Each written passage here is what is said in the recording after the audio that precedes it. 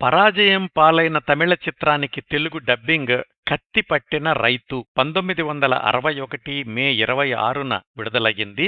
దీనికి మూలమైన తమిళ చిత్రం అరసిలన్ కుమారి 1961 జనవరి 1న విడుదలయ్యింది. తమిళంలో జూపిటర్ వాళ్లు నిర్మించిన ఈ సినిమాని మెడ్రాస్ సినీ లేబొరేటరీ వాళ్లు తెలుగులోకి డబ్బింగ్ చేశారు. డబ్బింగ్ సినిమా నిర్మాత బాదల్ దాస్ గుప్తా, దర్శకత్వం ఏఎస్ఏ సామి. ఈ సినిమా కథ క్లుప్తంగా అనగనగా ఒక రాజ్యంలో అరి విజయుడు అనే సామాన్యుడు చెల్లి అమృత కళతో కలిసి నివసిస్తుంటాడు. ఆ రాజ్య సేనాధిపతి విజయవీరుడు తాను సామాన్యుణ్ణి అని అబద్ధం చెప్పి అమృత కళను పెళ్లి చేసుకుంటాడు. కొన్నాళ్లకు ఆమెను వదిలేసి రాజభవనానికి వెళతాడు. విజయవీరుడి తండ్రి కత్తి యుద్ధంలో ఆరితేరినవాడు.